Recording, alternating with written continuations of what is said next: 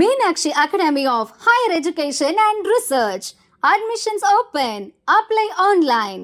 Cookery சேனலை பார்த்து யார் வேணாலும் சமையல் பண்ணலாம். ஆனா சுவையான சமையல் பண்றது எப்படி?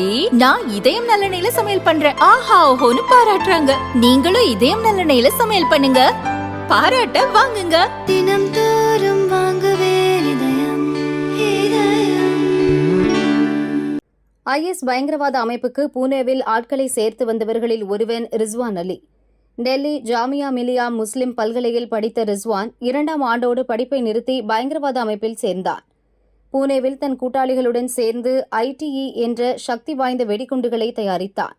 சில ஆண்டுகளுக்கு முன் பூனேவில் இருந்து சதித்திட்டம் தீட்டிய இந்த குழுவைச் சேர்ந்த 7 பேர் கைதாகினர். துப்பாக்கி உள்ளிட்ட பயங்கர ஆயுதங்கள் பறிமுதல் செய்யப்பட்டன.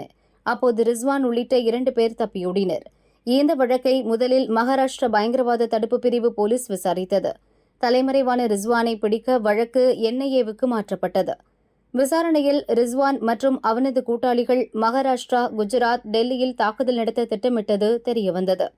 இதற்காக வெடிகுண்டு தயாரிக்கும் பயிற்சிகள், காடுகளில் துப்பாக்கி சுடுதல் பயிற்சி, ஆயுதங்கள் வாங்க நிதி திரட்டும் செயல்களில் ஈடுபட்டிருப்பதும் தெரிந்தது. ரிஸ்வான் தேடப்படும் பயங்கரவாதியாக அறிவித்து தேடுதல் பணிகளை NIA முடுக்கிவிட்டது. அவனது சொத்துக்கள் முடக்கப்பட்டன. ரிஸ்வான் குறித்து தகவல் சொன்னால் 3 லட்சம் சன்மானம் என அறிவித்தனர். இந்த சூழலில் சுதந்திர தினத்தை முன்னிட்டு டெல்லியில் பாதுகாப்பு தீவிரப்படுத்தப்பட்டுள்ளது.